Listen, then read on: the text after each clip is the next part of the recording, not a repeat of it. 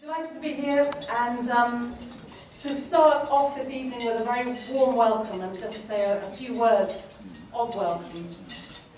A 40th anniversary, a 40th birthday is a chance to look back at the journey we've all been on over those 40 years. And I'm sure many of you will have seen those amazing photographs and posters and leaflets that have been put together over that 40-year journey. And it does strike me actually that we all look amazingly young. So obviously being part of the Green Party is a very good, rejuvenating policy. Many people have commented on the rather interesting photo of myself in 1989 with my blonde, spiky hair. That was my Annie Lennox look, and actually I think it's probably just about coming back into fashion again, so you've been warned. I might just do it again. But my journey in the Green Party started in 1986. I was in a damp bedsit in Clapham, and I was reading Jonathan Porritt's book, Seeing Green. And it was one of those light bulb moments. You read that book and suddenly everything falls into place. All of the different issues I'd been working on, from anti-nuclear through to environment and the women's movement, all made sense.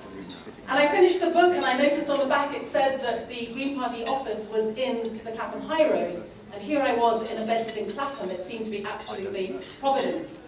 So I remember very clearly marching up and down the Clapham High Road looking for the Green Party headquarters, and in my mind I was imagining quite a stately building with a plaque on the front door saying Green Party. And you won't be surprised that I didn't find it. What I found was a broom cupboard behind a Chinese restaurant, but a broom cupboard nonetheless filled with very passionate people about the Green Party, and I joined there and then.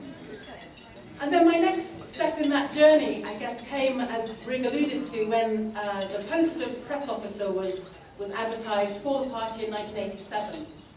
Now, at that time, I was just finishing my PhD in 16th century romance, and I thought this was a perfect qualification to be the press officer of the Green Party.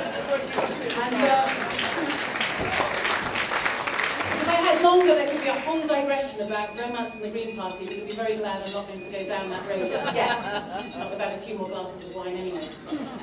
But there I was, and because basically the job was being advertised on £5,000 a year and no self-respecting qualified journalist or press officer would take it at that rate, they employed me on my 16th century romance, and there I was as press officer. And it was a wonderful time.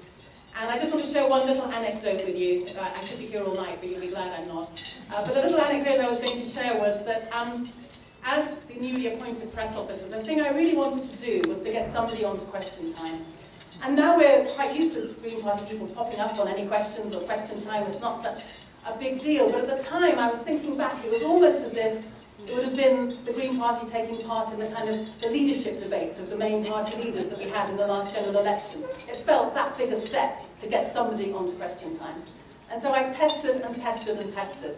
And you have to remember, at this time, it was quite an achievement to get somebody on hospital radio, let alone speakers of question time. So I pestered away, and finally, they agreed to take Sarah Parkin.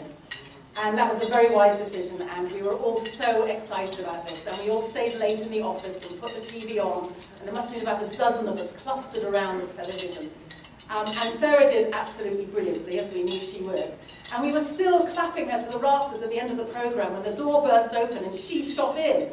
And we just thought this was extraordinary. We had no idea it was pre-recorded. So we just thought she must have amazing powers, which indeed she does, but not necessarily the ones we knew about then.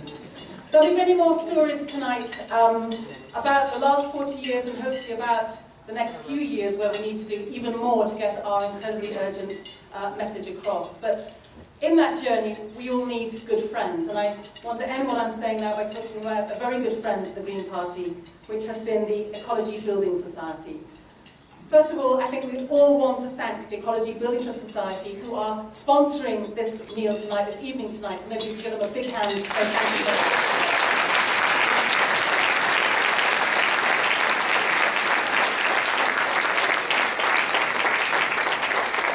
But the Ecology Building Society, which actually came out of the Green Party, or the Ecology Party as it was then, back in 1980. So in that conference, back in 1980, the decision was taken to set up the Ecology Building Society, so we should feel a sense of pride around that, and also around the fact that its current chief executive, Paul Ellis, has himself stood as a Green Party candidate in Leeds. So we are very definitely among friends.